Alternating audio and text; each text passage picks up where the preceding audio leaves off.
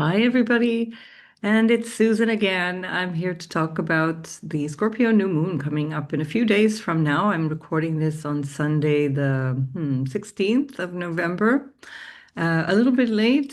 Things are running a little behind, but I am feeling better. And thank you all so kindly for your well wishes. Really appreciate the positive energy that you're sending my way. I really do appreciate that.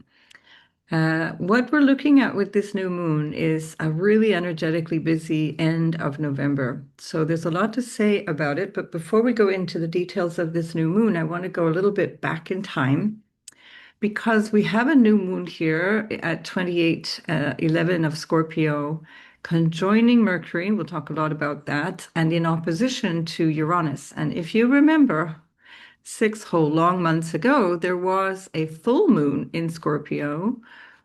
What was that date? The 12th of May. And that was actually at 22 degrees. So it's not in the family. We'll do the lunar family as well, but it's not in the lunar family. But it's interesting that it's the same dynamic because Uranus was back also near the end of Taurus with the sun in Taurus and the moon in Scorpio. And Algol was very, very close to, sorry, the other way around. Uranus was very, very close to Algol. Algol doesn't move around a lot. And even though it's slow, Uranus moves a lot more than Algol. Takes a long, long time for a fixed star to move 1 degree. It takes about 72, 73 years. And so what we're looking at here is a similar kind of a mirror to what happened in May, again, May the 12th of this year, 2025. So Uranus was at 26 degrees and the moon itself, the lunation, the full moon was at 22 of Taurus and Scorpio. So hold that in mind because that's a very interesting significator. There's a lot of repeated signatures that come through this particular time. And I'll try and show them all to you so that they make sense. But let's go back into the lunar families, which means that we're going to, if you're interested in tracking these dates, so you can start with the sign-based familiarity or the similarity with these energies between Taurus and Scorpio, but we can also go back in time to the lunar family. And there we're going to go back a whole cycle because since this is a new moon, we're ending one cycle and we're starting a new lunar family. The lunar family can also be called lunar gestation phase because we move back in time 9 months for each phase. So get your pen and paper ready, and we're going to look at these dates for this particular lunation. So this is ending a cycle that began on the 23rd of November, 2022. I can't even remember May this year, let alone November 2022, but that new moon happened in 1 degree and 37 minutes of Sagittarius. So you'll notice when you note these dates and times down that the lunations are creeping their way backwards through the zodiac. And so they pair up in ways, they match up in ways that are moving in alignment with the precession of the equinoxes. So that means that we're looking at an energy that is actually Sagittarian, that is actually bringing us into a Scorpionic energy. And that's very interesting because in this new moon, we're also getting a similar vibe with the Mercury moving back from Sagittarius and into Scorpio, and also Cazimi, this new moon within 3 hours of the lunation. But we also have Mars ruling this new moon, and it's also in Scorpio. More on that in a minute. So our first date was 23rd of November, 2022, way back when. And the first quarter of this, so that means that where we were opening the opening square, something that we're taking action on, something we need to take action on. That was happening the 24th of August, 2023. And that was at 1 degree exactly of Sagittarius. And then the full moon that corresponds to this cycle that is now ending and a new one beginning was on the 23rd of May, 2024. And that was at 2 degrees, 55 minutes of Sag.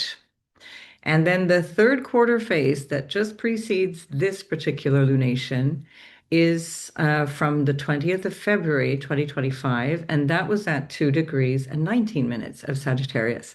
So now this phase that is ending from this beginning that happened from the 23rd of November 2022, we're ending a cycle and beginning a cycle because that's how things happen. It's always the two sides of the same coin.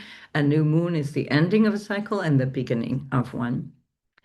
And the cycle beginning now, if we go forward in time, we're going to start to look for the first quarter square.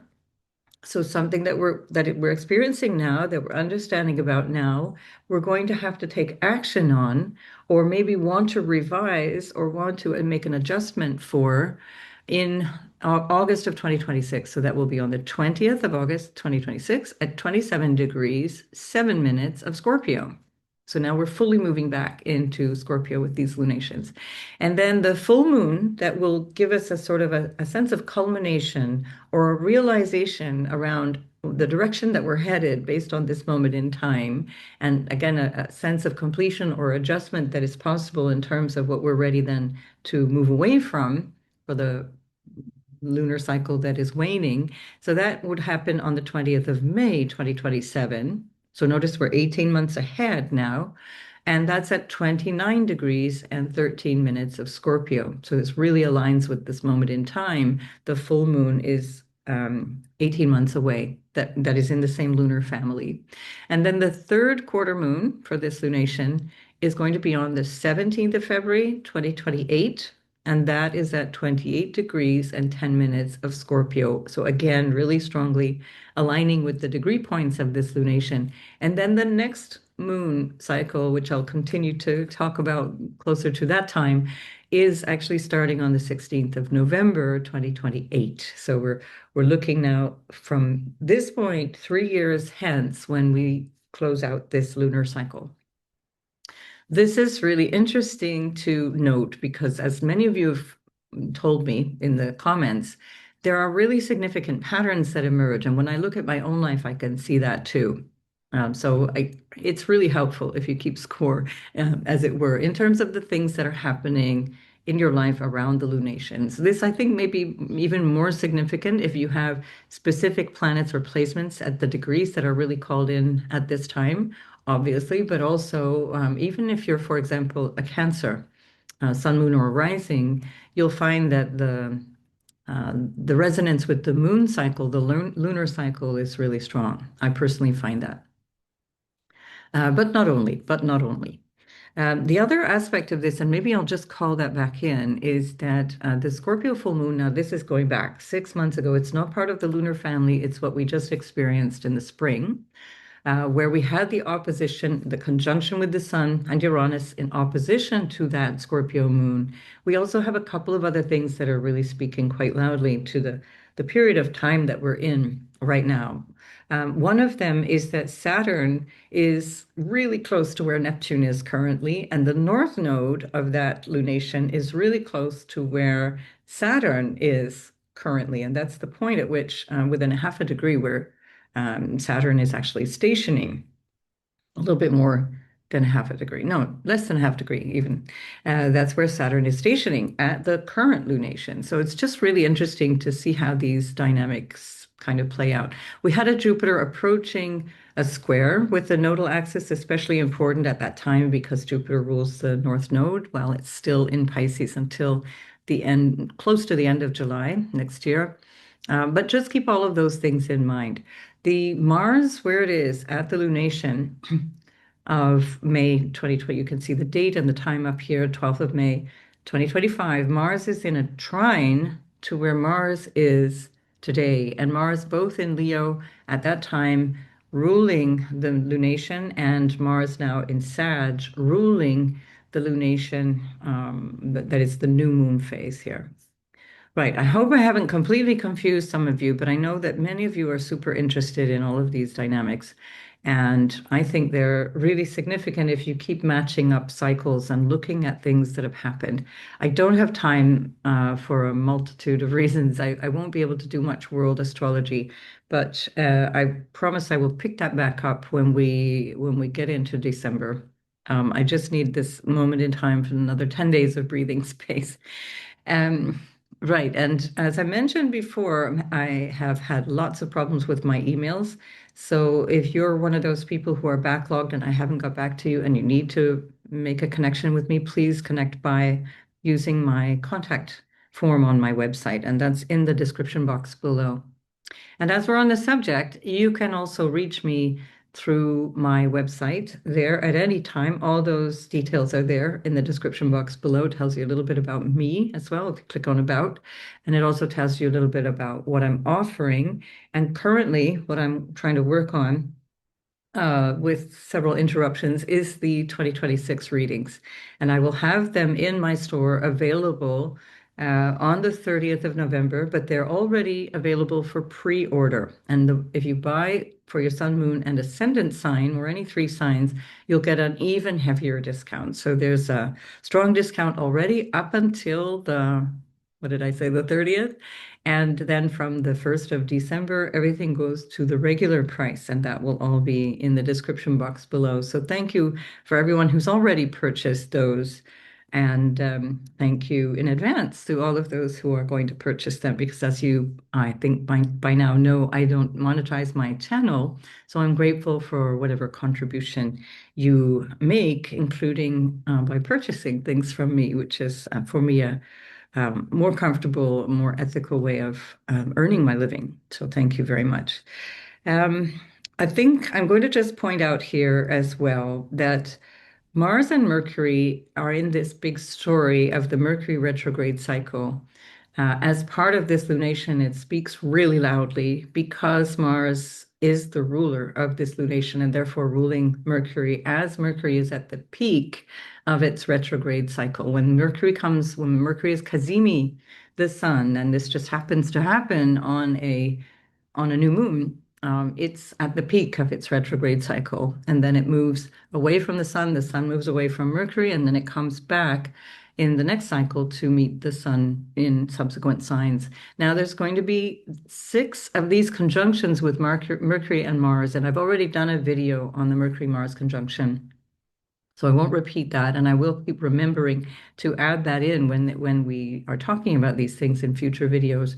But just to keep in mind, we're two down and four to go. So there are six of these conjunctions five conjunctions in 6 months. So we're two down, three to go. Look at that. We've already got rid of one. So this is intense. So the intensity that we're in already with Scorpio is accentuated in a number of different ways. If we think about the meaning of Scorpio, we're looking at things that are often hidden or taboo. We don't really want to keep them out in the open. And that can be a number of different things. It's not necessarily nefarious, although it might be. So those secrets might be just because of a source of a need to keep things private.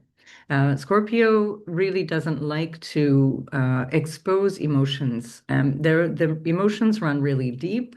They're felt really intensely. This is a fixed water sign. Water represents the memory and emotions and our feeling nature, our connection with others in the most intimate way, in a psychological way, and that's very scorpionic. And the fact that it's a fixed water sign can make that difficult to shift. So there can be emotions that are really turbulent or intense at this moment, and issues that might feel like they need to be unstuck at this moment. So help is on the way, because here we have a Mercury Cazimi, and with Mercury Cazimi meaning in the heart of the sun, at the time of the new moon, it's combust. It's actually not yet in the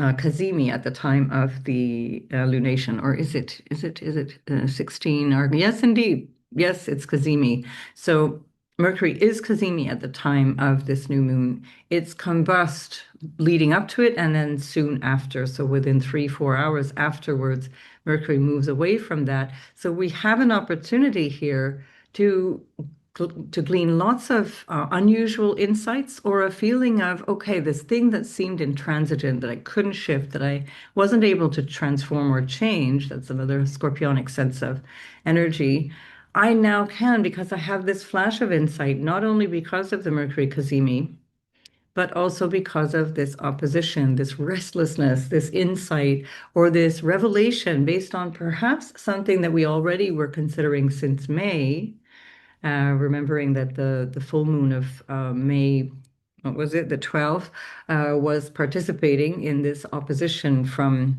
the moon in Scorpio and Uranus already. There's now something that we understand. We get it now. We get it. And whatever that is, I'm going to look at in your own chart, but for your sun, moon, or ascendant sign. But this is something to keep in mind. If you're feeling really heavy right now, the energy will shift quite dramatically, but I will also explain a little more in detail how that might be best used. Um, so the other aspects of Scorpio are around secrets, things that are not to be divulged. And again, that can be on the range of totally nefarious, doing bad things, because that is also part of the Scorpionic energy of criminality, or doing things really in a slightly taboo way or antisocial way, potentially. But it can also be that there's something that's really close to your heart that hasn't been able to be revealed yet, or hasn't felt comfortable revealing.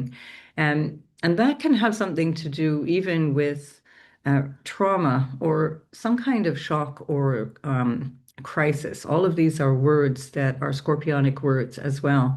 And there's some kind of a breakthrough, something that you can recognize, and it can come back in the way that Uranus is connected to that unstable 29th degree still of Taurus, where it was in June of 2025.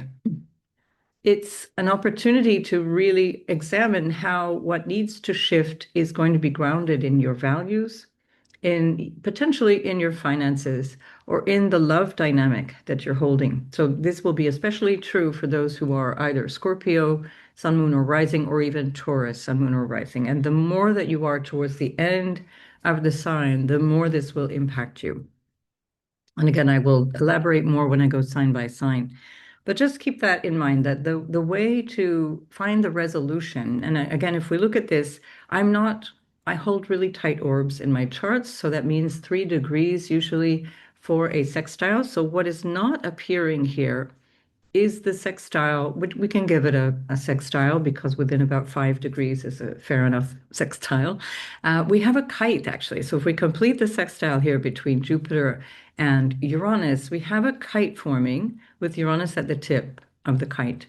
So Uranus is the resolution point, is the solution. What we're holding here is the new moon and Mercury, maybe waiting for a response, waiting for insight. The other part of the kite is the Neptune, very, very strongly, and also Saturn, both of which are holding this grand water trine that we've spoken so much about. So we have Jupiter, this lunation, including Black Moon Lilith, of which more in a minute, and the Saturn-Neptune conjunction back in Pisces now. So there's something here that is a continuation of the story throughout November and well into December, that is going to be a continuation of something already in process, but that we're seeing with fresh eyes, let's say, or we're deciding to take fresh action.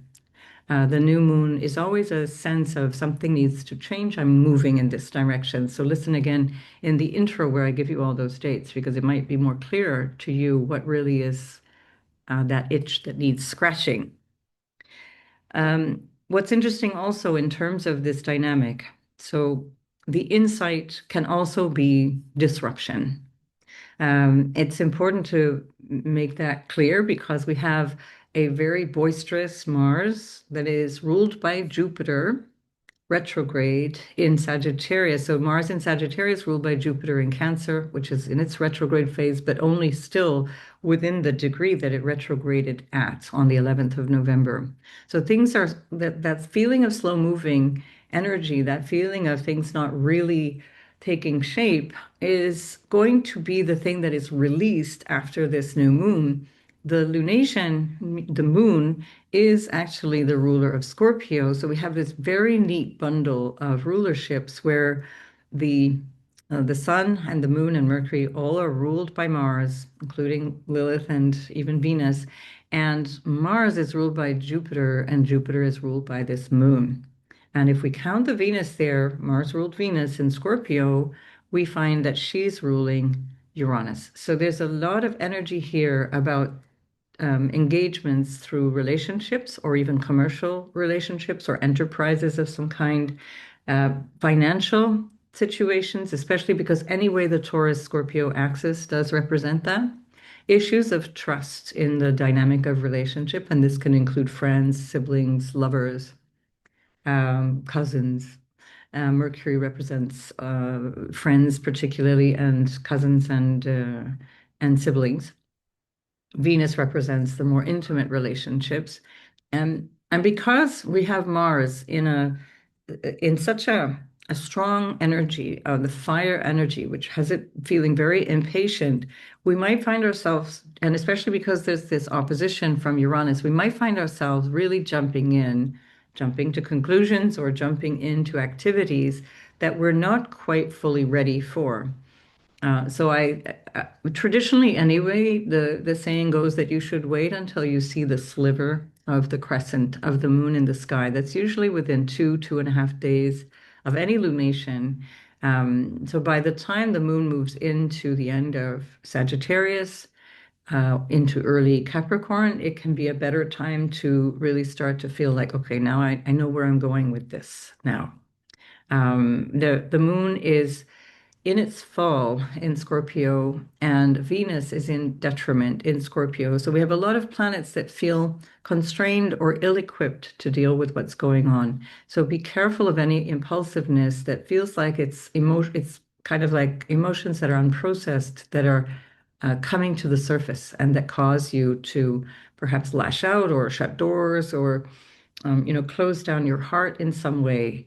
There may be a need to step back for a while, in which case that's fantastic and you're well supported for reflection. I've already done a video on the dynamic here of the grand water trine that can be really helpful for looking back, especially now that Jupiter, such an important planet right now, is helping us contemplate things, especially things that were very important in August, starting around the 17th of August.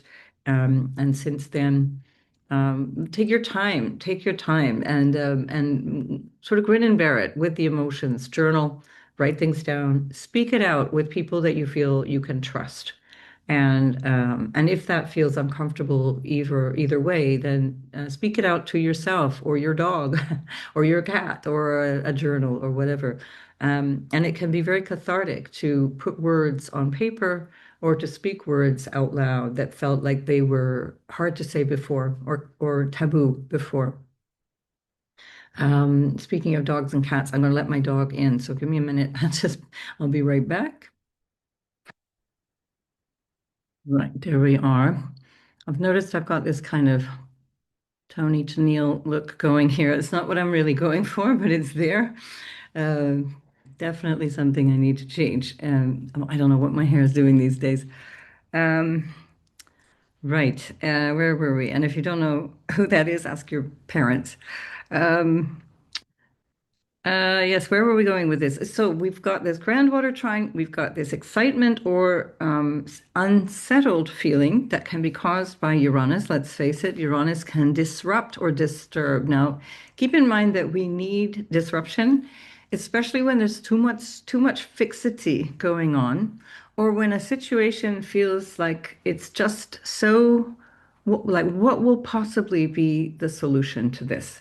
One of the things that we could see collectively as well as individually is that there could be a revelation that is so necessary. So perhaps even something that we have an inkling of already, or that we kind of are guessing at, but it's not, we don't yet know with clarity what's going on. This is something that could feel like now we're on new territory from this point on. As we go forward, remember that Mars is trining the place that it was in Leo, 11 degrees of Leo in the full moon chart in May. And so we're only that far along. We've got Mars trining itself. It's part of the Mars cycle that's a 2-year cycle. So there's something here that is dynamic in the sense even of Mars, which is a very important planet along with Jupiter at this time because of the rulership of everything that's in Scorpio. and then soon to be the ruler also of Saturn, Neptune. So watch that space where Mars is in your chart. It's going to always be referring to the bigger changes and how you take action on that. Now, when we have a Mars in Sagittarius, there can be this kind of fool's rush in kind of quality or this feeling of, whoops, I shouldn't have done that. I should have listened to my mom or whatever. That is also on the, let's say, more positive side. It's an inspired Mars. It's a Mars that is taking action based on something that is wise, that's Jupiterian, something that is expansive or having a higher minded attitude. So it can be a little bit high minded in the sense of, I know best. So let me sort this out. I'm going to deal with this because I know best. That would not be a great use for this moment in time unless you literally know best, and that can sometimes be the case. If we look 4 days hence, so we're looking at the 24th of November, Mars will actually be squaring the nodes. So remember that it was Jupiter squaring the nodes in May. Now Mars is squaring the nodes. And this will be the point that adds to the feeling of something must be done. So we're looking at a weekend of dynamic action. And if we're doing that in terms of our own lives, I'll tell you a little bit more about that sign by sign. But you might find that in the world at large, that there's some revelation, some incident that just provokes this new thing, this new way through. And the Mars squaring the nodes, especially as it's approaching the North Node, is going to be a part of this dynamic cycle. You remember in the summertime, was it June, July? Can't remember now. June, July. Should have checked that. Mars was conjoining the South Node. And so another few months, and Mars will be conjoining the North Node. Actually, let me just check when that's coming up because I think that could be a good date to track as well. Um, so we're looking at Mars on the North Node in March. So if we go back just to get that exact, yeah, March is intense too. So Mars Mercury retrograde, you see, that's part of the dynamic of this time where I said there's going to be 5 cycles of Mercury retrograde in 6 months. So it's just like, there's something we're really taking action on that is in preparation of this thing that absolutely has to shift. So we got Mars, Mercury retrograde, and the North Node all together, Rahu. And then we've got the sun at that same point. So we're looking at the middle of March, the Ides of March, 16th of March. And the sun is at the point where Jupiter is as I speak, basically. So, so much to say about this particular chart. I find this lunation extremely interesting in that sort of we live in interesting times way of saying interesting. But of course, in our in intimate lives, in our because that's again Scorpionic, the Taurus Scorpio thing. It's about our relational dynamic, our basis of intimacy and trust, and so on. But in our private or personal lives, usually there's a lot more room for maneuver. We have more margin to change, to take advantage of things, to accelerate where we want to move into and to close the doors that we want to wrap up. And worldly, in the kind of context of mundane astrology or in our worldly geopolitics, that becomes much more difficult. So usually there's a much more negative interpretation given to those kinds of things. So this can be a dynamic that is quite difficult towards the end of November. I think there's going to be something really challenging emerging. In fact, I wanted to check. Let me just have a look if I've got that chart. This whole Charlie, forgotten his name. I'm sorry, but it's not that I don't care. It's that it's not my story, basically. So this Charlie, you know who I'm talking about. Ah. Oh, please tell me. I'll have to mention this in a separate thing because I thought I had this the chart for the assassination. Maybe do I have it as? And I think that's something that's being called in at this moment. Let me just go there really, really fast because I think this is something that is going to be revealing some interesting information as well around that event of the summer. Yes, Charlie Kirk. Sorry, that pardon me for those who care about these things. All right, so let's have a look what's going on. Um, oh, it's not as much as I thought. Okay. Yeah, we had so this is interesting. Mercury is on the south node. Now, of the Scorpio new moon here, that can also be that point of revelation, because the sun of that event was on the south node at the time of that event. And then we had Saturn, where Saturn was in September, was is now on the point where Neptune is. So there can be something that is clarifying, but not in a way that feels satisfying. And the reason that we won't feel satisfied is because we're not through this yet. And equally, if we take the eclipses, we had the eclipse of September, the Pisces eclipse of the 7th of September. Where do I have that? Um, Hang on just a minute. Pisces. We have the nodal axis at the same place. And so this is something to keep in mind as well, that we're referring back to September in a really interesting way right now. And that can reveal some things that were related to this whole story around Charlie Kirk, and I use the word story advisedly because there's something very unusual about that whole story. Um, Hang on, just give you a second here while I try and find my dates. Here we go. So Pisces, lunar eclipse, or was it oh dear gosh. Yeah, that's it. So if we take that now, the lunar eclipse, so the point at which we were in the lunar eclipse was at the 15-degree point, and this is what is being called in by the nodes of this Scorpio new moon. Again, there's a whole lot of stuff going on here that I would need to develop. This is not a great analysis, but just to give you the kind of the what do you call, the nuts and bolts of this. So we're calling back in the family that is considered with the lunar family of this moon. We're calling back in uh, the Taurus, or the Scorpio full moon of the Taurus season in May, when there was an opposition already to the moon from Uranus. And we're calling back in September, when we had the actual eclipse, which was at 15 degrees.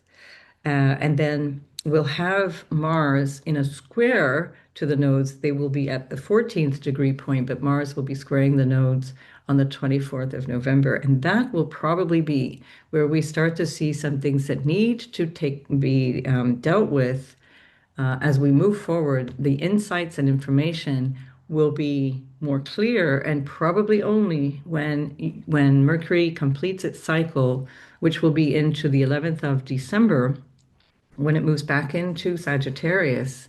I think then we're going to have the answers that we're looking for so desperately right now. And that can include, again, in your personal experience. Right. I hope I haven't completely confused you all. Let's see. I'm just looking here at my notes to make sure that I am. Oh, interesting. Yeah, that Venus, where she is at this at the Mercury Cazimi. So Mercury is at the 28th degree, 28 and a half degrees. By the time the moon itself reaches, or rather, by the time Mercury itself reaches its 20-degree retrograde point, which will be on the 29th. So 28th, we have Saturn stationing direct at 25 degrees. On the 29th, we have Mercury stationing direct at 20 degrees of Scorpio. And at that point, when Mercury is stationing direct, Venus will be at the point of this lunation and where we find Mercury now. So the story has something to do with money. It definitely has something to do with relational dynamics, with things that have to do around trust. Even to the extent of like what to do with my money, how are we managing money? These will be really major issues, I think, collectively and individually. Lilith is also part of this story, as I mentioned. So Lilith is in the grand water trine, and she's conjoined, really tightly conjoining this moon within just over a degree, less than a degree and a half. And And that Lilith point is where we feel something's amiss. So we're pissed off, we're not happy, we feel disgruntlement or a lack of respect or a lack of appreciation. And again, these things will contribute to what is going on. And it can be in the most simplistic way, meaning, I can't take this anymore. I don't want this anymore. Whatever the Scorpio house is showing you, there's something that feels like it just needs to be different now. It has to be revealed. It has to be, the boil has to be popped. Whatever the thing is, it needs to be relieved. And Lilith is putting that ingredient, let's say, into the story where the insights will come, and then Mars will start to bring about this recognition of what action needs to take shape. So the moon, once it completes the opposition, so within 3 hours of this lunation, the moon will exactly oppose Uranus, and then about 4 hours after lunation, the moon moves into Sagittarius. So that's going to start to get the ball rolling, as it were. And Jupiter is still and always, even though retrograde, a wise counsel and a support. So reflect deeply, take your time. Despite the Mars really raring to go and wanting to jump in, perhaps based on some type of ideological faith or belief in something, this could be a really good time to slow your roll a little bit and allow this feeling of frustration to let it happen in such a way that you're channeling the answers, you're channeling the or intuiting the responses, because that's also Scorpio, very deep intuition. And I think that's something that can be, you'll get a glimmer of something that maybe you already had an inkling of, or maybe it's just completely brand new information when we have this lunation plus the Mercury Cazimi in opposition to Uranus. Uranus is insightful in the more modern or evolutionary way of looking at astrology. Uranus is the higher octave, you might have heard that expression before, of Mercury. I don't necessarily see it uniquely as such. It's certainly related to change, insight, flashes of novelty. Novelty is a helpful word right now because we are personally and collectively feeling like, WTF, when is this going to change? So again, remember to beware of what you ask for. It's not always going to come in the package that you want, but it's certainly what we need. And with Jupiter blessing us in exaltation, in a trine to these water planets, we'll get what we need in a way that you can consider to be divinely supported, divinely inspired. So this is an opportunity to really place your trust in the universe. This is the other thing about Scorpio dynamics with Taurus. Often people put their trust in other people or institutions or what, whoever their favorite dear leader is or whatever, or crypto, whatever the thing is that you put your trust in. That's not an ideal way of using your personal trust because you're giving up your agency to whatever you put trust in. So what you're looking for is to develop trust that is trust in life, trust in the universe, trust in the flow of things that have brought you to this point. Most of the most important things in our life, the most important in terms of relationships, money, work, just whatever experience have happened through an experience we would never have been able to create ourselves. And the more we try and micromanage, which is also that energy of Scorpio, let me wrestle this to the ground, I'm going to control it, I want this all to look a particular way, the more we actually mess things up or bypass things that we could have otherwise experienced for our greater good. So keep that in mind. Take your time. Go deep in terms of your inner experience or your inner fears. Scorpio is also fears. What is it that I feel like I need to control, and where is that causing stress in me? Where can I surrender control to life itself? The force of life that allows the flowers to grow, that's making you breathe, that's making me breathe. That is, how we stay awake during our sleep. So that we're not actually in this situation where we feel the stress of feeling like we have to do everything in a way that feels quite isolating. Right, I think I've covered all the bases here. Very exciting time, very dynamic end of November. And again, remember, it does take us forward in time. So think of what's going on right now. Certainly individually and then collectively, we will see the reverberations of things as they come forward in the 3 years to come, based on this lunar family. By the way, this is a lunar family that does not have any recently, looking back 3 years or looking forward 3 years, it's not connected to a an eclipse cycle. So recently, we've had lunar families that have been tightly connected the eclipse cycles because now we're moving away from the nodal axis, and it will only be when we start to get into lunations that are closer to Aquarius and then Pisces that we'll see the relationships to previous eclipses as well. All right, there you go. I think I've covered it. We still, by the way, just really quickly, and I won't go into detail because I already did in the previous video, the square that is still holding between Chiron, Eris, and Jupiter. So we're still working on a level of understanding deep wounding or our place in the world. Where do I fit in? Oh, there we are. So remember to remember. There we are. All right, let's go back a little bit. I'm going to shift this to hours and we're going to go back so we can keep the moon in Scorpio as we pick up on Aries rising. So, of course, the lunation is not going to look correct. Sometimes people in the comments point out that the lunation degree is not correct. It's only because I have to move the dial to change the signs as we move forward. So here we are. We've got this lunation which perfects on the 20th.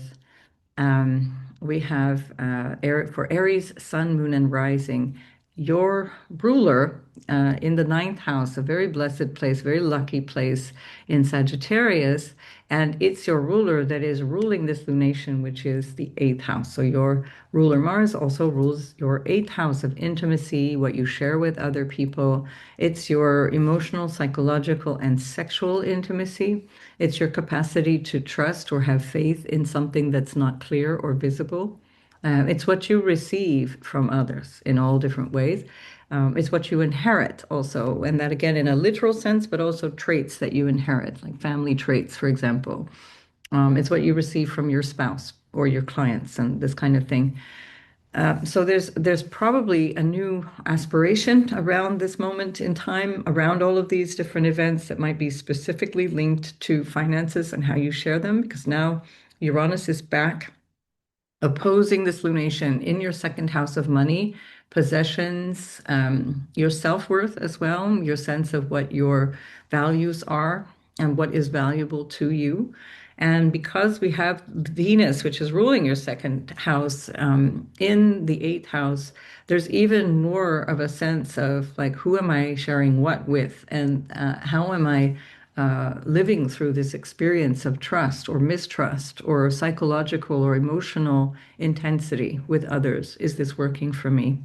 The insights will be perhaps very personal to you. That's something that you may not be comfortable revealing, but it will also be fed or nourished, let's say, by Mars, your ruler Mars, which is nicely ruled by Jupiter, at home in Cancer in its exaltation in your house of your security, your emotional security, your psychological happiness, or what you need to feel happy and secure.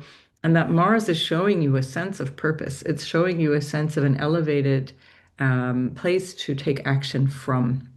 If this is about an investment or something that you're working through with another person, that might even be about a breakup of a relationship, for example, like alimony, which is another eighth house thing, again, or the question of loss, which comes through the fourth, eighth, and 12th. These are the hidden or mute houses where things are never really revealed on the 3D level, or in a slightly different way on this 3D level, and they can represent quite literal loss. Um, so that would be where then you might receive something through the loss of a relative or the loss of a loved one, for example. That's, of course, not going to apply to all of you, and it depends very much on what these planets are aspecting in your natal chart. And again, as I mentioned, the later degrees of, let's call it every single sign, the later degrees, as certainly the last 5 degrees, but we could call it the last 10 degrees of every sign are really, really called in. And then from the Mars perspective, it's the second decanate, so from 10 degrees and onwards as Mars is moving its way forward to the 11th degree at this lunation. So there's a lot that will affect many, many people with this energy, not just Aries, Sun, Moon, and Ascendant. Um, what else does Aries need to know? So Jupiter is going to be very helpful for you if you do find that you're struggling, or if there's some kind of a sense of fears or unconscious frustrations that are developing. It can also have to do with the way that you earn money in a passive way. That might, because Mars, your ruler, is up there, might be through teaching or publishing. And that would be something that you have a new insight around. Oh, this is what I need to do to consolidate my earnings. Is a whole season of consolidation in many ways. So you see where things are not really helpful, not functioning, getting stale, or just not moving. And now you kind of hunker down and you say, okay, this is what I need to resolve. Mercury rules your third house of commerce and exchanges of all kinds, communication as well, obviously. And then Mercury also rules your sixth house, where we have the South Node in terms of your day-to-day work and your sense of employment or your sense of busyness, what you do. That can also touch on health, and especially in this case, mental health or psychological or emotional suffering or difficulties or a need to redress things in a way that brings you that happiness that Jupiter is trying to help you with.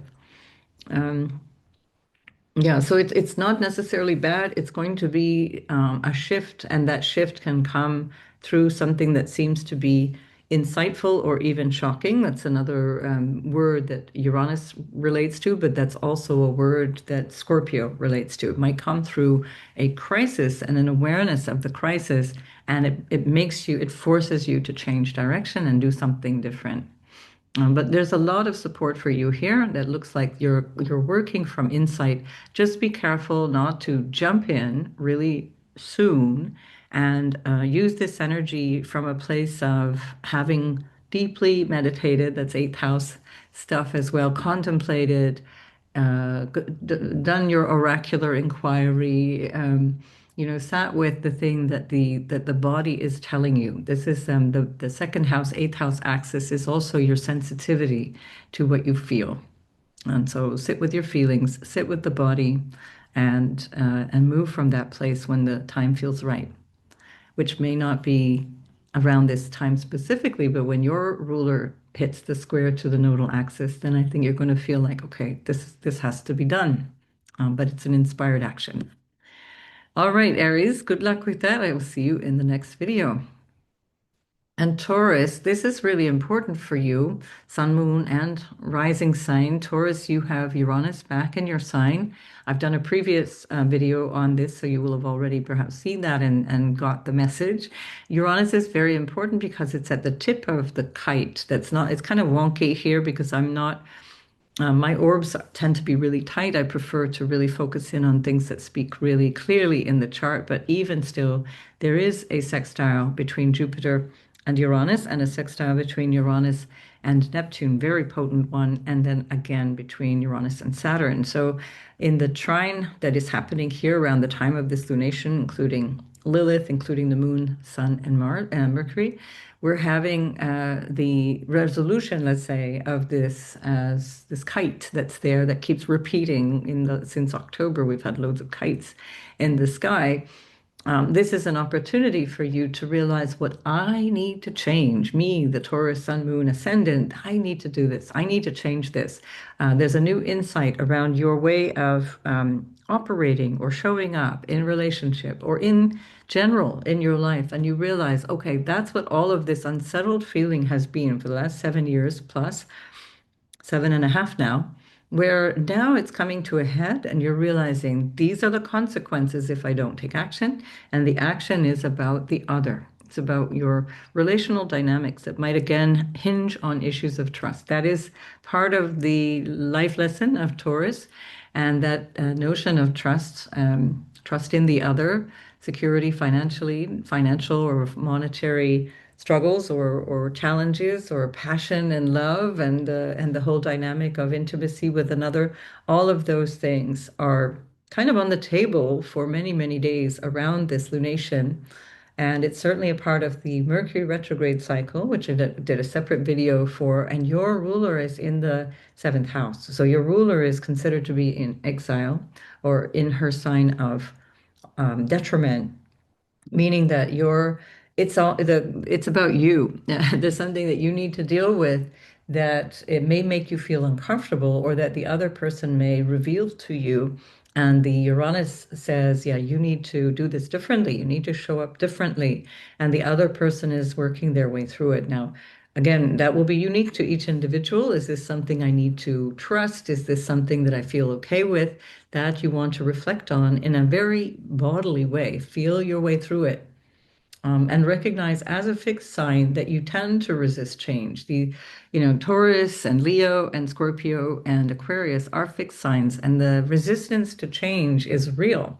And often what happens is you'll tolerate things even for years that other like cardinal signs, for example, or the mutable signs are just like, I'm out of here. But Taurus or whatever other fixed sign, they're all kind of just sticking it out, waiting for change to happen and waiting for this thing to stop or get more comfortable. And here Uranus is saying, no, no, no, you need to make something change. You need to do this for your own well-being, for your own improvement, because then Uranus goes in to your second house at the end of April, and it will then shake up your relationship to your own self-worth. So your self-worth also relies on you being honest with yourself. This is also part of this lunation. In terms of the intuition or the awareness, am I lying to myself? Am I pretending? Am I avoiding or not seeing the not the false flags, the red flags of this dynamic that I'm in? This can be a business partnership as well, not necessarily an intimate one, or it can be a good friend. It can be just whatever the quality of relationship is that's really uppermost, is also part of this bigger picture. Jupiter is in your third house.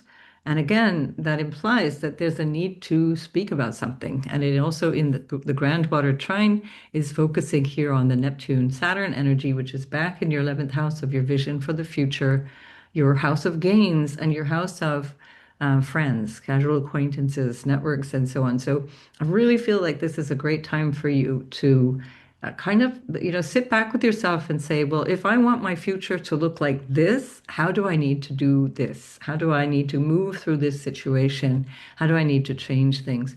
So Mars is in the eighth house. That can, especially on a intimate level or on a financial level, or especially around inheritance, if there's any stories along those lines, it can be a bit testy, can be a bit challenging. It is ruled by a very, very supportive Jupiter. So that's one really great advantage. But otherwise, you might find that you have to go through a kind of revelation of secrets or a revelation of things that you would rather not have to look at, but it will be part of the solution as well. And certainly when Venus moves out of this house into the eighth house, which is coming just a couple of weeks after, in early December, that's going to be also a support to you where it feels like now there's something more harmonious coming up. Um, that's it, Taurus. This is it. It's time to let yourself shift for your own self-worth. Make yourself take action where you have already long known that I need to take action, right? And especially in terms of communicating, speak your mind.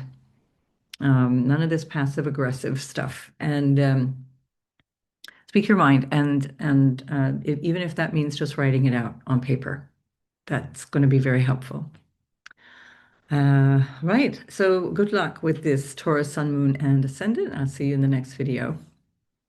So Gemini, your ruler is part of this new moon in your sixth house in Scorpio because your ruler is getting another rebirth experience. It's part of the retrograde cycle of Mercury, and it's in Cazimi. It's very tightly conjoined. So you're not seeing that in the degree point here for those of you who are looking for those things. You will hear it and see it in the introduction to this video. But it's extremely significant because it's part of this breath of fresh air, the new cycle, this feeling of, okay, we're regenerating something here. So there's there's a feeling of not having clarity or not knowing the answer or not knowing what to do about this question, which probably centers on work, probably centers on finances, contracts, because Jupiter's in the second and the North Node, Saturn, Neptune are in the 10th, ruled by that Jupiter, and they're creating this trine with your sixth house of work and obstacles and challenges and things that you need to grapple with.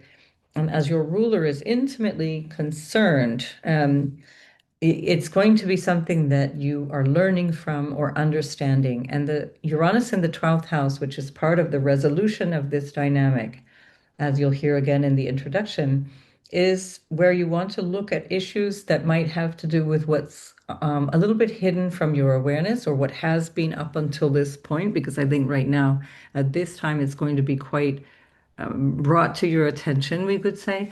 And this can be around issues of self-undoing, part of which can be also from a feeling of instability psychologically or in terms of your physical space, your where you are planting yourself, let's say, a feeling of determination or frustration or resistance around work, around your daily obligations that might require you to take a different stance. And the Jupiter in your house of money and possessions and family, but also your values, your income, your self-worth. This is part of the equation. There's something that you're understanding that might have to do with where you've not been grappling with things in the healthiest way. It will impact your reputation, it will impact your career, it will impact potentially your marriage as well, because we have Neptune, Saturn, North Node in the 10th house, which is your social status, or your also your sense of your personal ambition and it's also how you want to be seen and how you want to be even remembered for what you do. Mars, which is ruling your sixth house and ruling your 11th house of your vision for the future as well as gains, is in the seventh house of partnerships. So if you've been kind of cagey, if you've not been out in the open about the dynamics either around work or even with reference to health, if there's any kind of health issue, this is where things need to be looked at, where there might be things that you're doing that is working in opposition to your best interests, or it might be working in such a way that you need to learn to slow down. That's the Uranus in the 12th. That can be incredibly destabilizing, can be unsettling. That can be this restlessness as well, restlessness to move through things in a way that feels like I don't want to look at that, or I'm not ready to see that. And this would be a great opportunity to kind of sit down and say, look, where's the boogeyman? Where can I just look at what's really going on here? Venus is ruling Uranus, so from the sixth house to the 12th. So there can be something really specific about a colleague or about people behind the scenes who've not been helpful or who've been unreliable. That Uranian way is things that are not really predictable or reliable.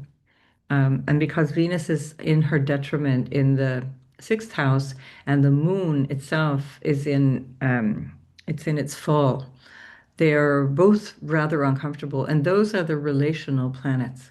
So there may be something that you're finding is where you need to be a bit more strategic in terms of your work relationships or in terms of your actual health, even, and to really kind of plan forward planning to improve your health or improve your relationship dynamics with either employees or colleagues or with any kind of crisis where a crisis has been emerging from things that you might have let slide a little bit. It can also be something that is overdoing it on the level of expenses or investments, in particular, because Jupiter in your second house, it can be big money coming in, but it can be a big spender as well. So there can be a lack of judgment that would depend on your natal chart, the quality of your Jupiter in your natal chart, and the quality of your moon in the natal chart. So that depends on a lot of things. Um, but this might be where you realize, oops, I overspent, or oops, I didn't pay back. I don't have enough to pay back my debts, or I don't have enough to pay my rent, or whatever the thing is. And this is the wake-up call that says things are changing from now on. It doesn't have to be negative. It's putting you on the right track. Think of it that way. All right. This is the sixth house is where everything, the unavoidable stuff of life, the schlepping, the working, showing up when you don't feel like showing up. That's the sixth house, the obligations and things. So you're becoming aware of all of that and how it's maybe even impacting your well-being and where that becomes a hard no from this point on. Right. Mars in the seventh will give you potentially a little pushback from people that you relate to, or you might find that you are stepping out and having to reach into dialogue with people specifically based on the things that you want to shift here. The Mercury retrograde speaks to a lot of this as well. So it's not just about this new moon, but the Mercury retrograde cycle, which goes well into December, will pretty much give you the answers that you're looking for by the end of the year. All right, so good luck with that. I will see you in the next video. Cancer, Sun, Moon, and Ascendant.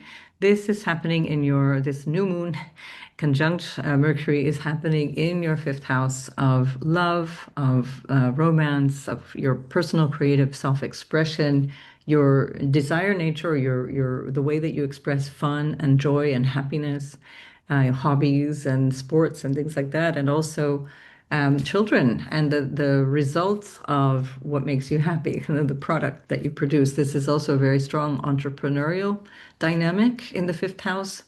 It's the house of taking risks. And here you might have a realization around a moment or an opportunity that is coming up that you can jump into. It may or may not be the right time. It may be just that you're realizing that's something I need to do. So it doesn't mean that you should, at this particular moment, jump into the new thing. It will be informing you what the thing is that you're ready to jump into, or what the thing is that you're ready to change. And that dynamic comes perhaps through children and what's going on in their lives, or your relationship to them and how that's shifting the way that you're showing up. Jupiter in your house has you showing up in a way that is more focused on your needs, your nourishment, your sense of nurturance towards yourself, and even others as well. Your role as somebody who is important to others, that you're feeling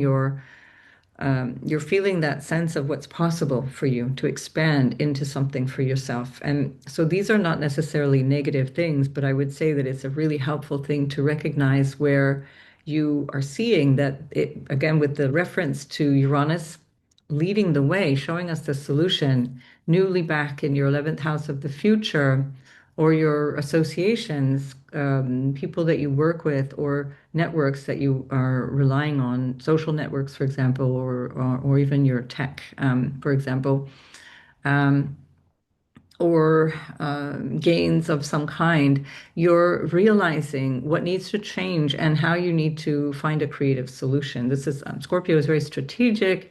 It brings you a lot of creative awareness as well, coming from deep emotional places. That is assisted by all of the energies of the very personal planets there in your fifth house.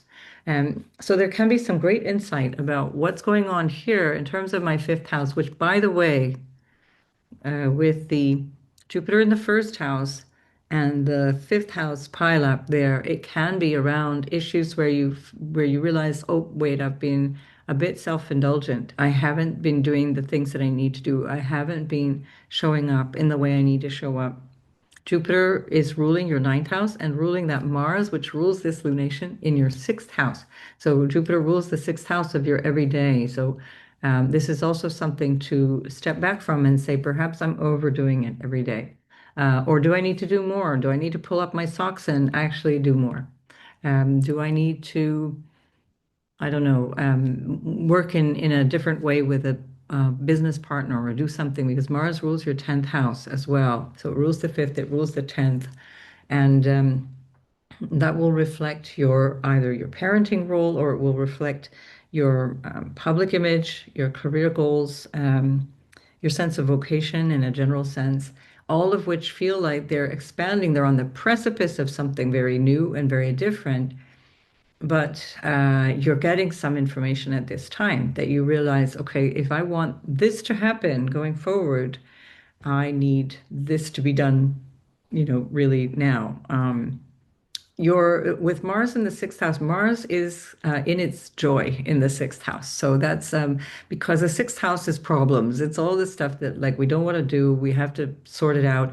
So Jupiter rules the sixth for Cancer, and it is gives that sense of can do and optimism. And Mars is like, I got this. I'm going to sort this out. And that's why Mars is so good in the sixth house, even though it might also be depending on your natal chart, it can be a reflection of health issues that are emerging because of overdoing it or because of the way that you're doing things, or the emotions that you bring into it. And again, that depends on your natal configuration. But with Mars in the sixth, whatever this is that needs to be dealt with or that becomes something that you're realizing in terms of your self-expression, Mars is going to give you the juice to sort this out. And then on the 24th, it's going to be squaring the nodal axis where it's going to be whatever you do in that sixth house capacity in terms of overcoming people who are troublesome or tasks that are troublesome or the stuff that you really need to put some elbow grease into.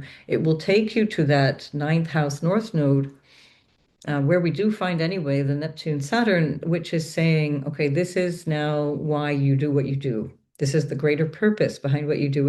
And this is part of the Jupiter cycle that is going through your first house and that we are just now into the 4-month retrograde of. And of course, the moon is your ruler.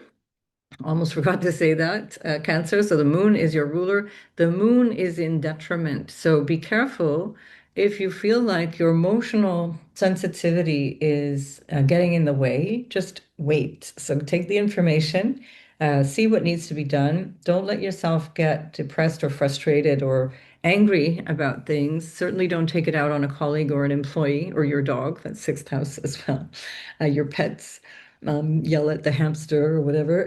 Don't do those things and just sit with it and wait because this is lots of insight coming through this moment in time that you can then bring into your everyday and bring into the projects that you want to undertake.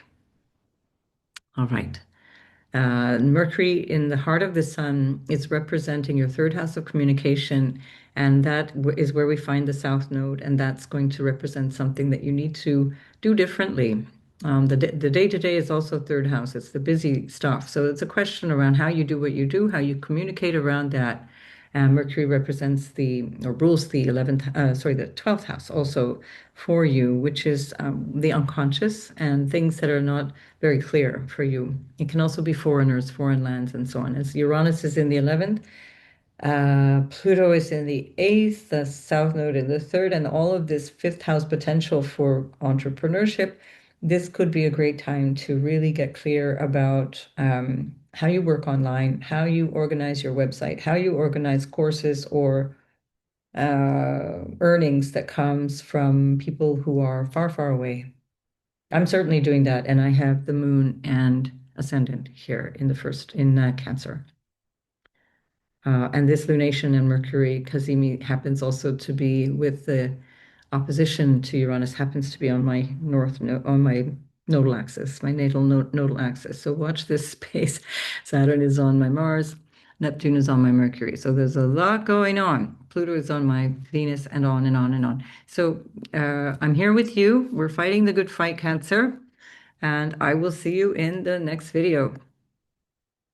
And Leo, sun, moon, and ascendant. So the sun, which is your ruler, is in the fourth house. It's the representation of what is dark and sort of the midnight, the middle of the night is the fourth house. It's where things are hidden.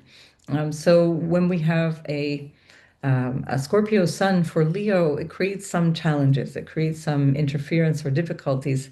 And that, if you have that natally in particular, can be really with reference to the father, issues of the father, issues of challenges that are psychological or in terms of integrity or how you show up. So there's a lot here that might be reflected for some of you very personally, and otherwise, if it's not that, then on a symbolic way, in a symbolic way, this is where you want to really get clear how your personal foundation, psychologically, emotionally, and even in terms of your material comforts, is affecting how you show up out in the world. So do keep that in mind because there's something changing about how you show up out in the world.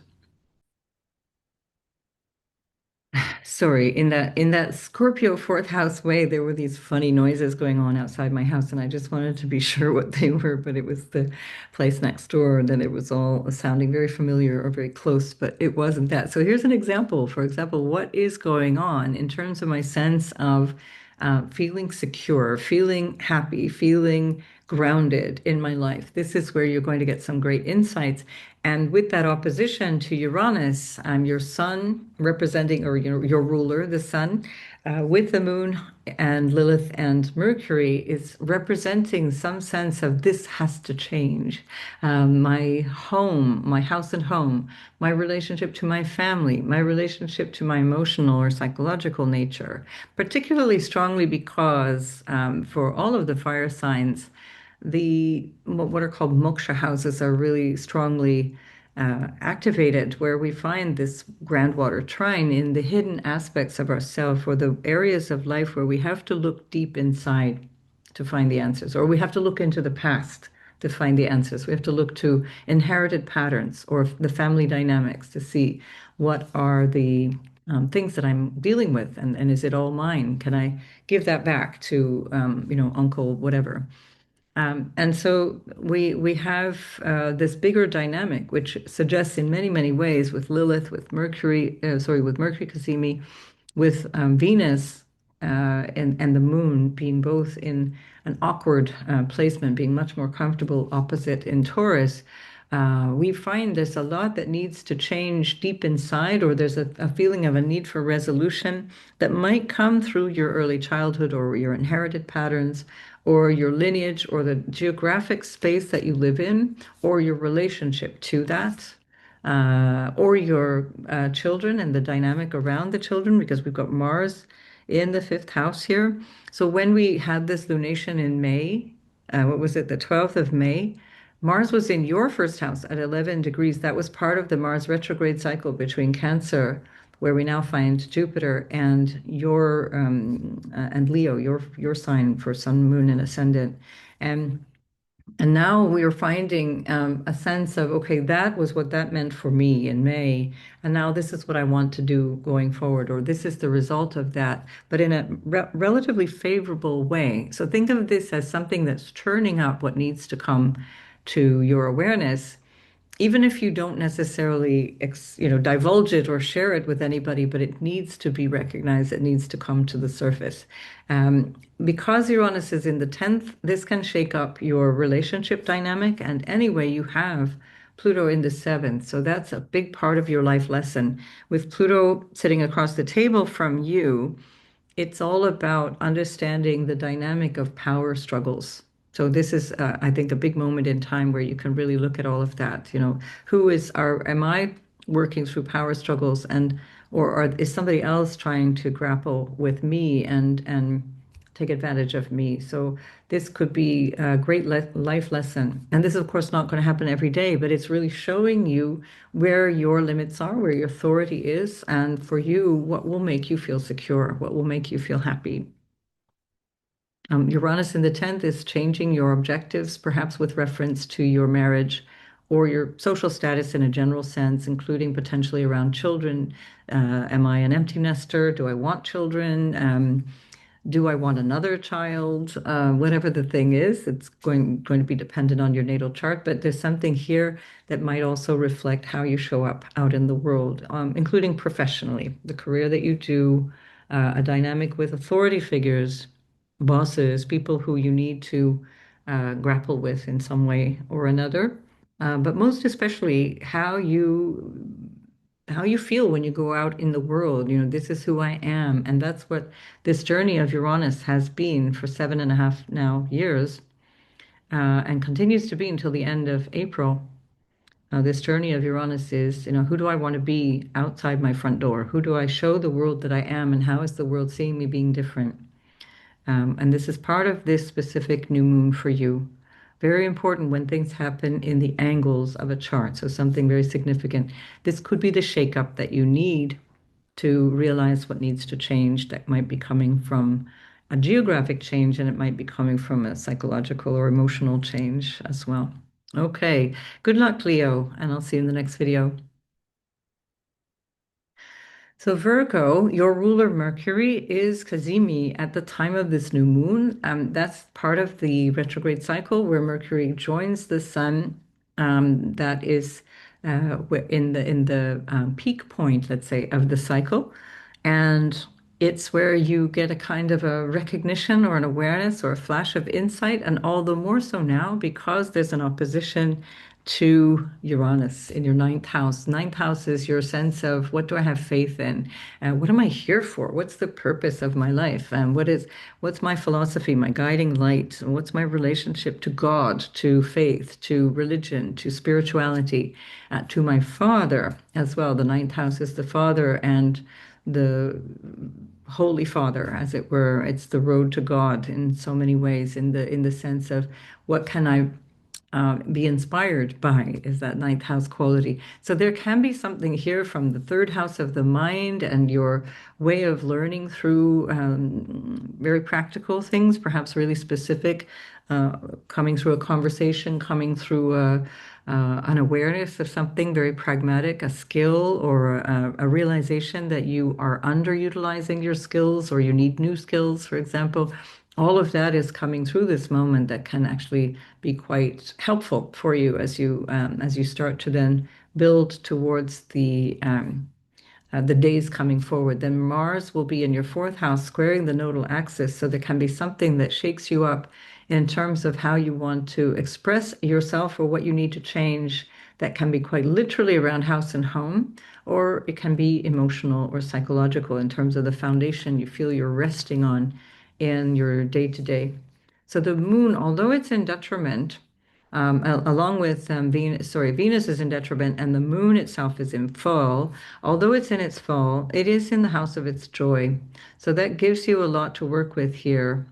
And Mercury, your ruler, as I say, is getting a regeneration, is getting a heads up. If there's something that needs to be discussed that is feeling like dissatisfaction, which that Venus moon not in strong dignity can produce, this feeling of frustration, or I need to kind of manipulate my way through this thing just to get my way, then that is something to slow down just a little bit and reflect on during this Mercury retrograde, which you would anyway need to do, but it's all the more so with this new lunation for you, because you can cause things um, to be inflamed or disrupted with a sibling, with your extended family, with your neighbors, with just your everyday way of broaching something, uh, problems or conversations or requests or whatever. So try to evacuate the emotional impulse because Mars can make you very emotional. It can make you agitated or angry even. Again, it depends on your natal chart and what your Mars quality is like anyway, or your Mercury quality too. But it's definitely something to keep in mind because you might find that you end up kind of creating a tempest in a teapot, as it were. But definitely, there's also something that you're recognizing in terms of the dynamic of relationship overall, whether it's your life partner or work or other like client type relationships. There's a huge degree of change already for quite some time, and most especially strongly since the beginning of this year. And this could be something that you're really coming to realize. And Jupiter in your 11th house is giving you an opportunity to see your future, uh, not necessarily in that sort of like Nostradamus type way, but just to see, okay, if this is where we're going, this is what the future looks like. Do I want that? And this would be where third house willpower, choice, and a decision is really worth reflecting on. Take your time and reflect on it, whatever it needs to be. With Pluto in your sixth house of work, this also describes a sense of the things that might affect your health, your mental or physical health, and your everyday work responsibilities, and how you take care of all of those basic things that support the rest of your life, that support your relationship as well. So there's a lot of these dynamics that are all coming together at the same time that all in all shape up to a sense of things need to be different. and in what way that will be probably starkly revealed to you around the time of this lunation, give or take a couple of days, but especially whatever happens around the 20th is significant and needs to be kind of understood and processed before necessarily diving in and uh, jumping to conclusions. The South Node is in your house of self, and that's a big part of your life story for now until near the end of July 2026. So that's been the story of 2025. And with Mars on the 24th in a square to the nodal axis, there can be something that you realize you're really either lashing out about or taking action on based on what you realize you need to let go of. And that might be expectations around yourself or a realization around how you're operating in your life. And is that working for you? Um, and that doesn't necessarily have to be around conflict. It's about taking action. Don't think of it in terms of arguing. It may come to that, but think of it more in terms of taking action. I will use my words. I will use my words and I will take action. All right, Virgo, make the most of this, and I'll see you in the next video.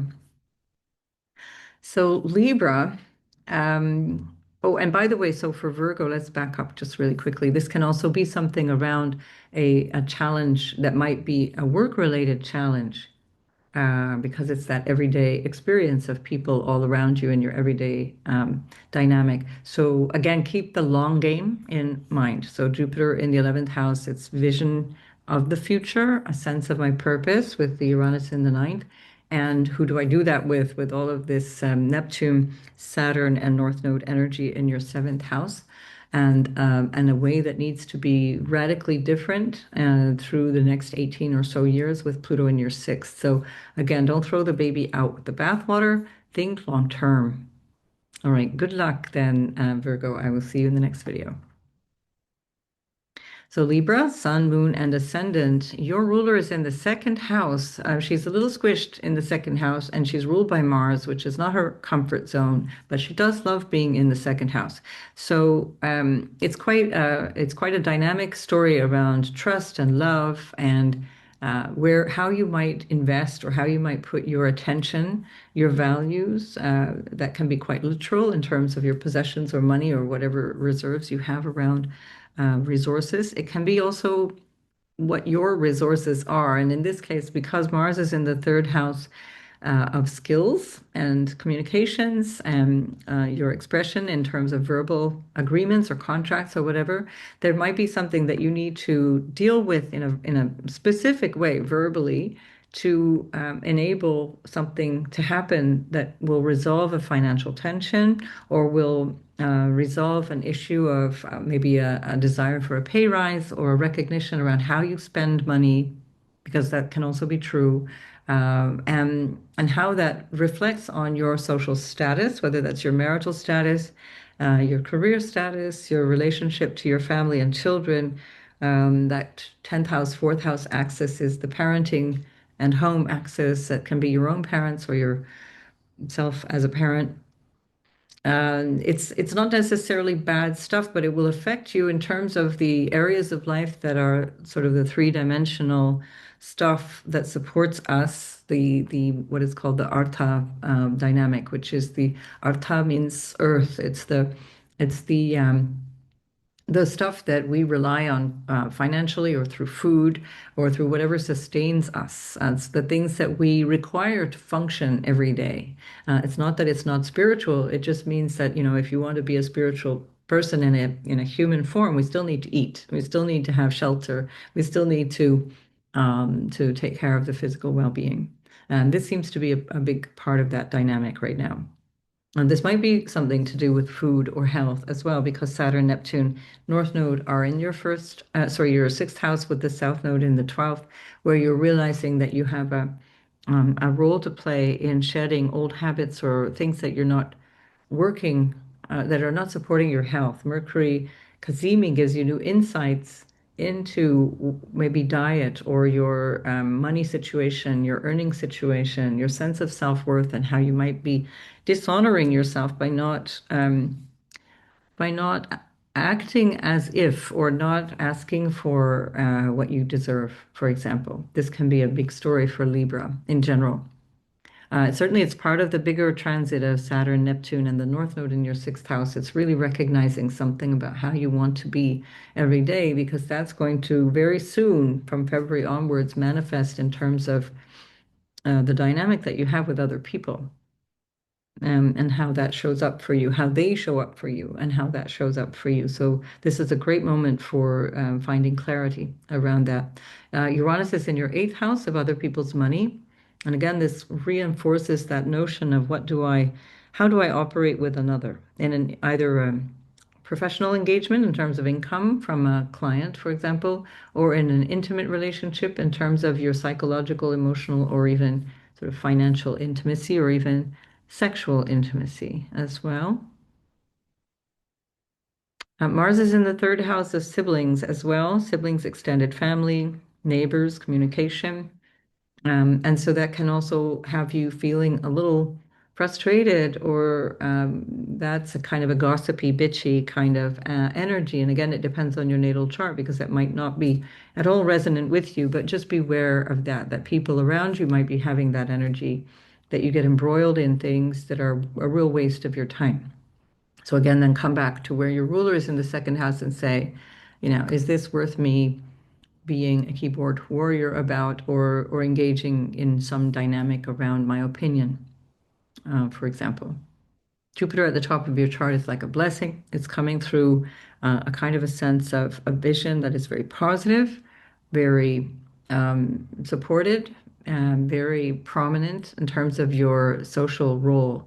And so think in that more lofty way, and think in terms of your loftier potential, and that will help you find the solutions to the issue, whatever this issue is for you. And this, if it's about earnings or a contract or something like that, then realize what that result will be. If it's not presented to you, then realize what it is that you want to seek, and then work with that in the days following the new moon, or in the lunar cycle of the month following the new moon, where you can negotiate, because then all of those planets will have shifted into your third house of communication, ruled by a Jupiter that is exalted in your 10th house.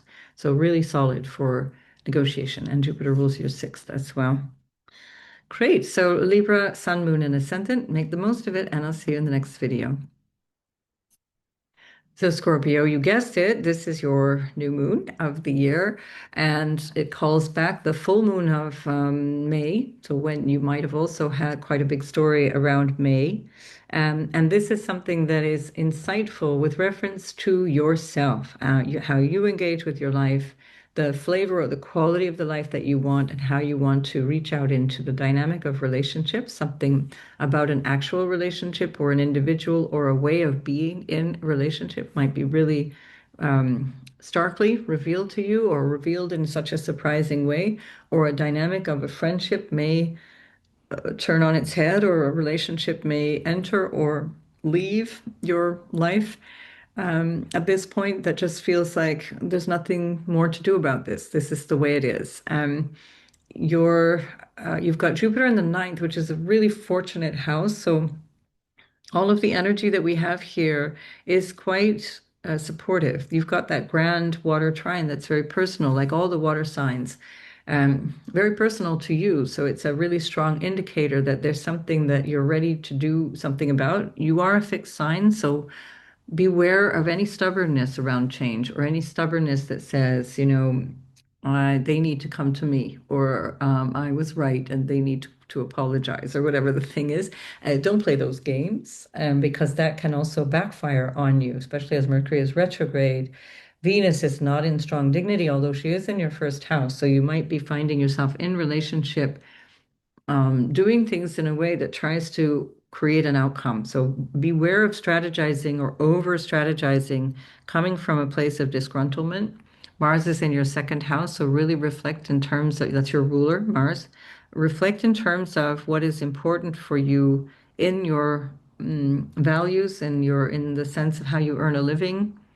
That can be with reference to family. The second house is family and everything that supports you. Now, with Mars there in the second house, Mostly it's more likely that you're doing the supporting, you're doing the action, you're doing the thing that helps the family.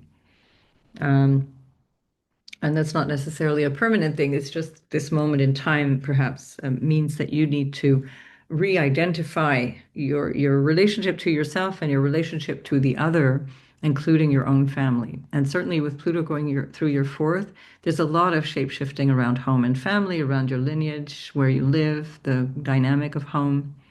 That can include your children or the family that you've come from, your family of origin, your lineage.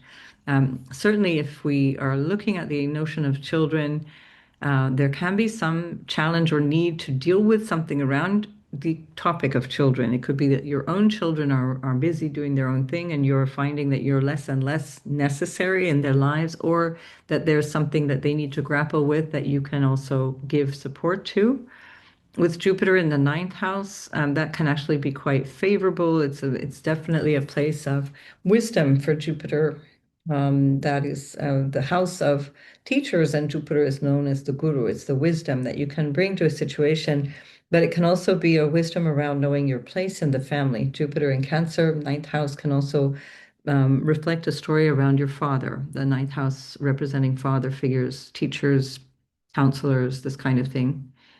If you're thinking in terms of an entrepreneurial dynamic, this can also be really important for you because you're getting a glimpse of the notion of relationship dynamics in terms of business partnerships, or clients, for example, and that can be a real sudden insight or a major change where it's kind of like, I never imagined that before, and now there's this. And this would be extending into the whole cycle of the Uranus back in Taurus completion cycle, where we go right up till nearly the end of April 2026. Saturn-Neptune North Node in your fifth house of entrepreneurship and creativity, and how you're reaching out into joy and happiness, or again, children and the story around children, or love and romance and all of these things, is also showing you that this is somehow very important in your life right now, where you need to put most of your energy and attention. And if that's something to do with um, a business project like starting up a new company or this kind of thing, you're very well supported in this way. Mars in the second, ruled by that Jupiter in the ninth, which is also Mars ruling the sixth house of your everyday life, plus of that being your ruler. This can be really helpful to think in terms of kind of what's next around your professional story. The sun is in your first house, ruling the 10th around the professional career or vocation or your ambition. South Node in the 11th also refers to this sense of my vision of the future is changing, my relationships with friends changing, all of those dynamics I already covered. And so really realize that things are happening in a way now that cannot be any different. You have a lot of agency. There's a lot of potential, but just be careful that you're coming from a place of openness and honesty, because a part of the dynamic with Scorpio is that you tend to um, not want to reveal what you're thinking or feeling. With the Moon, Venus, and Mercury there, this can be really strongly true, especially as Black Moon Lilith is there for quite some time. And if you're doing that and then people kind of think, I don't know what they're getting on about, or I'm not really sure I can trust them, then just know that that can be a problem for you more than for them.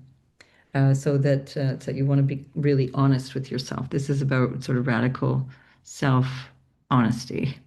Okay, Scorpio, good luck with all of that. I'll see you in the next video.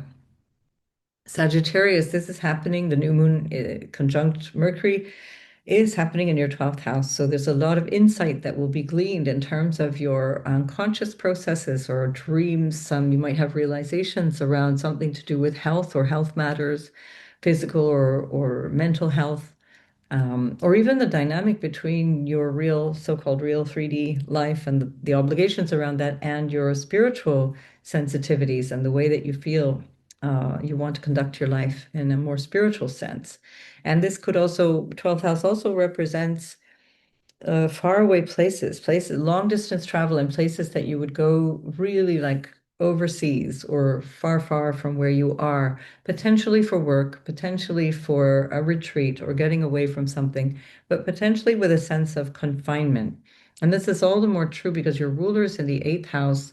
And it could either be that you're just really so done and you just need to really escape for a little bit. Your ruler also rules your fourth house, where Saturn and Neptune and the North Node have been bringing a lot of attention, a lot of awareness. That's your psychological, emotional foundation. It's the feeling of where do I find my home, my sense of security, and so on. You might just need a break, and it might be that the break is imposed sort of unconsciously through an illness or through something that you just need to take time out to resolve. This wouldn't be a bad thing. It will bring you some real insight and change in terms of your day-to-day routine, maybe your work, maybe your job. There might be something that you're realizing is happening in a way that you didn't actually plan, but this is the way it is. And there's potentially a feeling of loss or letting go that is involved in this. But as Jupiter is in strong dignity in your house, your eighth house of what you gain from others or what you can receive, this can be overall a very big benefit. It could be that there's somebody who is leaving you some money, or that you're getting money from some kind of dynamic that might be like an insurance payout or some, health benefit or something like that that you deserve because it's being allocated for you. Or there's some kind of shock or surprise around work or around your everyday life that causes you to need to step back. So Mars is in your first house, so beware of being too out there, like accidents, for example, or something that disrupts your travel, something that disrupts your physical well-being, something that disrupts your sleep.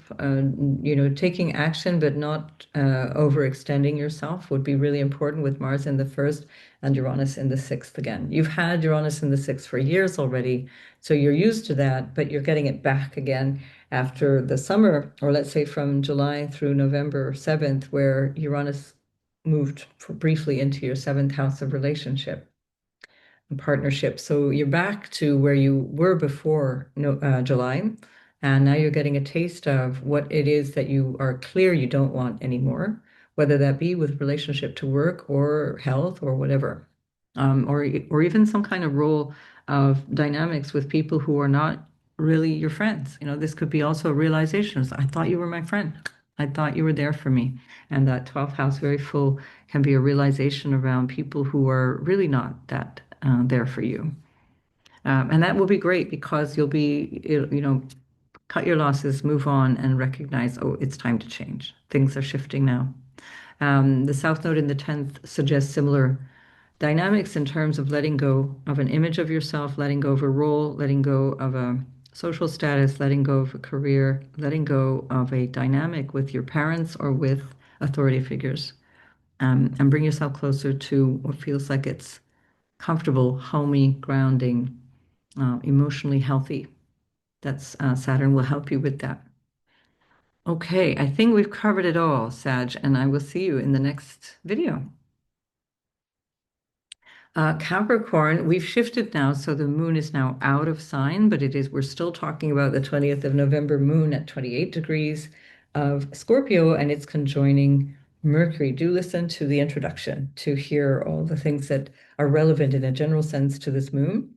So your ruler, Saturn, is still in your third house. It's hovering around the degree that it will station direct on a week later. So on the 28th of November, Saturn will be stationing and moving then slowly up until February out of your third house.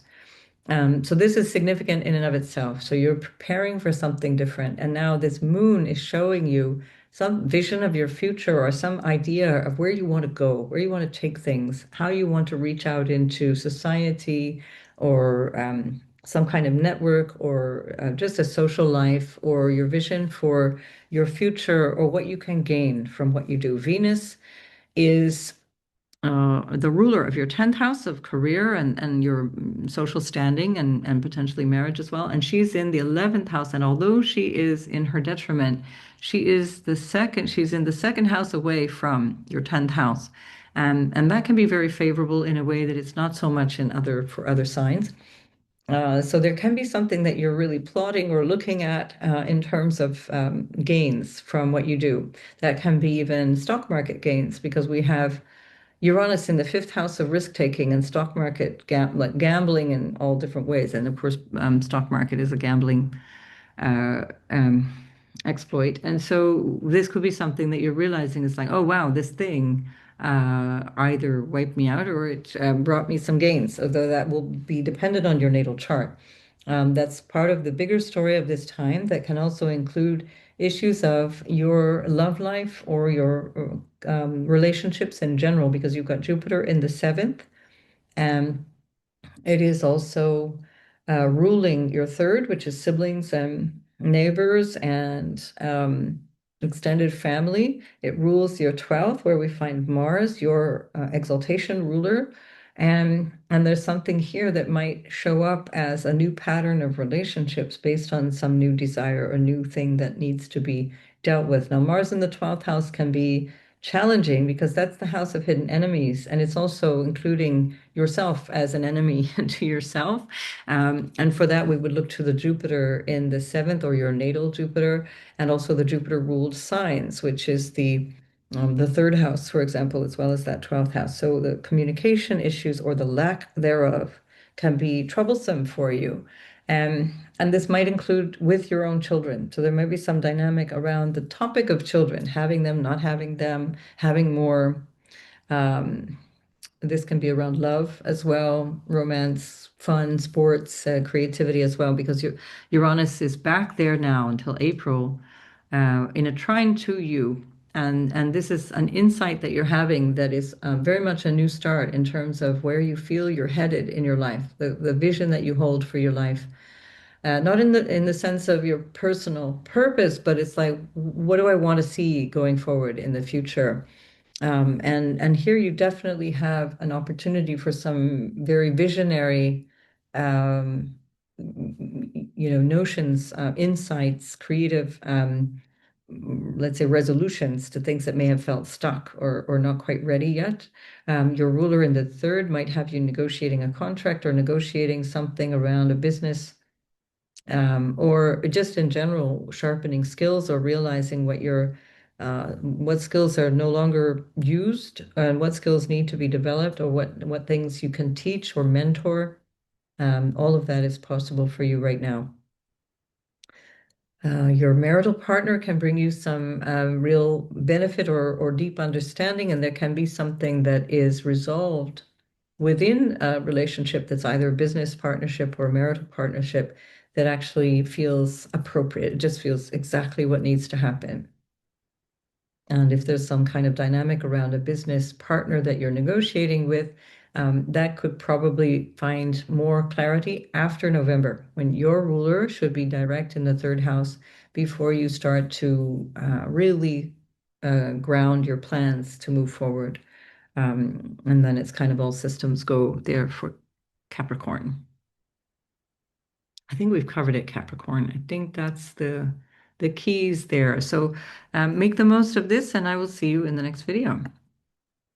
So Aquarius, Sun, Moon, and Ascendant, you have this really dynamic energy of a new start, a new moon, a new revelation, something insightful happening in your 10th house of how you show up in the world, how you relate to your ambition, your vision for your life, or in terms of your career, in terms of what you contribute to the collective, how you see your overall career goals, for example, your ambitions, your social reputation, how people see you, and also the dynamic of parenting. And there is an opposition here with Uranus back in your fourth house.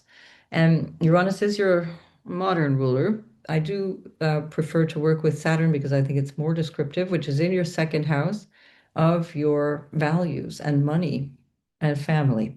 And so there can be something really specific about family and home, because both sort of modern and traditional rulers are in those dynamics of your relationships that are like family of origin, or relationship dynamics through what supports you, how you relate to your family.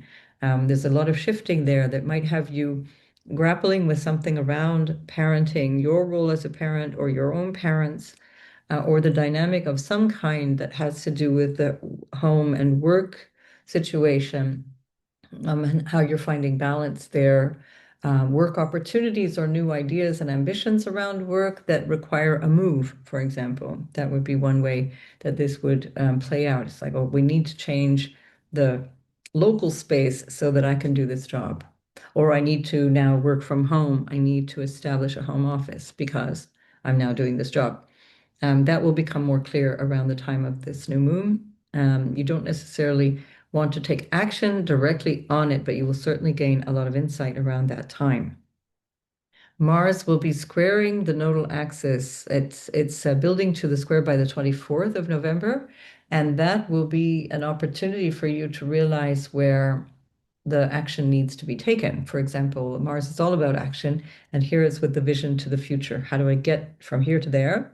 Mars rules your third house of willpower, your communication, teaching, practical skills, and so on, as well as your career house. So you're bringing all of that forward, and it might equal something to do with working online. For example, the third and the 11th, connecting to online work. And then the ruler of the 11th, Jupiter, is in your sixth house of everyday work and ruling your money house as well. So you might be kind of thinking, I can't do the 9 to 5 anymore. I need to earn money online or, whatever the thing might be, but I need a different way of working. If this is something to do with health, it doesn't seem to be terribly problematic. There's some counsel or support or notion of what to do with that. Um, but the aspect of the 10th house with reference to your sense of how you show up out in the world might actually have you reconsidering aspects of how you show up because you've also got Pluto in your first house. And you might be recognizing where it is that you need to step up more from your place of what you hold in terms of your values. You can be a bit idealistic, and that can actually hold you back from accomplishing what you want because you can get stuck as a fixed sign, get stuck on what you believe, what your vision is, and then when it's not perfect, as it so seldom is, then it can be a source of frustration. So this could be something that you have to grapple with at this time as well. All right, we'll leave it at that, Aquarius, and I will see you in the next video. Pisces, Sun, Moon, and Ascendant. The Moon and the Sun are together at 28 degrees of your ninth house, and Jupiter, your ruler, is forming a trine in your fifth house, back to yourself, where you have Saturn and Neptune also participating in this grand water trine. So really important for you, very lucky. These are the first, fifth, and ninth houses, which are very much about good fortune and support, a feeling of things coming together in a way that perhaps they haven't felt possible before. You want to bring your sort of most high-minded awareness or your most innovative communication skills or thinking skills, thinking out of the box into this circumstance. We have Uranus in your third house in opposition to a retrograde Mercury that is in the heart of the sun at the time of this new moon. And the next thing that happens is that the moon is moving into your 10th house. And so what is being understood and the thing revealed to you is going to be expressed, let's say, publicly or out in terms of your career or your sense of social purpose.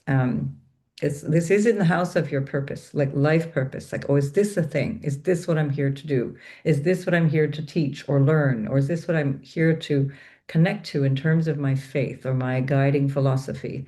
These are the things that will bring you enormous benefit. Mars is in the 10th house. That's giving you a lot of dynamics ruled by that creative Jupiter in the fifth house of really good fortune. And again, Jupiter will give you fortune if that's promised in your natal chart. And it also depends on other aspects of your chart, especially the moon, for example. But in general, for a general reading, Jupiter is very benefic right now because that's your ruler in the fifth house. And it rules your 10th house of career, your social status, your relational status, your career ambition. And there's a lot of focus and drive with Mars there. And now, the Mars there can also, if there is a dynamic of hierarchy, it can cause a bit of a conflict in terms of hierarchy, including in terms of bosses or authority figures and so on. So you, again, this will depend on your personal nature, but on the 24th, Mars will be squaring the nodes that are in your first house of self and the seventh house of others. That can be business partners, peer type colleagues, personal relationships, and your life partner, for example. So it's about finding an adjustment around sharing the goal or the vision for how you want to be going forward. Um, this is really all about what is going on for Pisces right now with the North Node, Saturn, and Neptune, your modern ruler, all in your first house.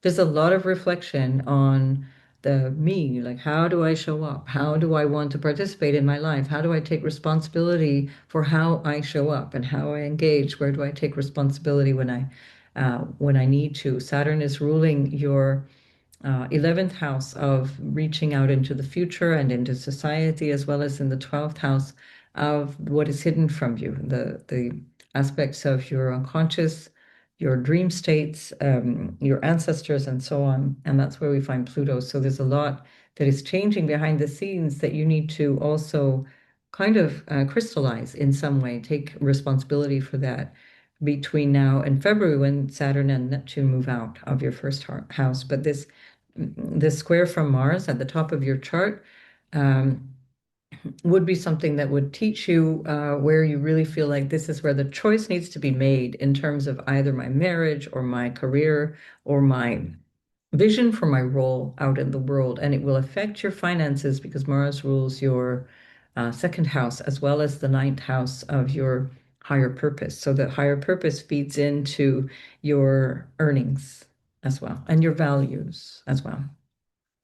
Right. A short one for you, Pisces. Got a lot of attention last time, and so some of what I said in the previous video still applies. That Uranus opposition from the third to the ninth is all about what you realize in your mind. It's about what you realize in terms of how you practically engage with life, how you communicate, and how you might want to share that or teach it or learn from that in different dynamics in your life as well. It may have something to do with that third house, ninth house axis, which is also representing siblings and extended family, as well as the father and the dynamic around that as well. I would have to see your natal chart to see that, but you're in good. You're being taken care of, Pisces. You are being blessed in these times. It doesn't mean you should lounge around eating bonbons on the canapé and finding a sense that this will all take care of itself. You do need to take action, especially to make use of that Mars in the 10th so you don't aggravate the boss. All right. Take good care, Pisces. I will see you in the next video. And for anyone who's still listening, my 2026 readings are available as of the 30th of November. I completely forgot to mention that in the introduction. But do please read the description box below to find out how to purchase that. They're at a really strong discount between now and the 30th of November. And still, the price is very reasonable even thereafter. And you can buy your sun, moon, and ascendant sign at a discount if you will buy 3 signs for the price of 2, whether or not it's the sale price or the actual regular price. So thanks for your support, and I'll look forward to seeing you in another video. Bye for now.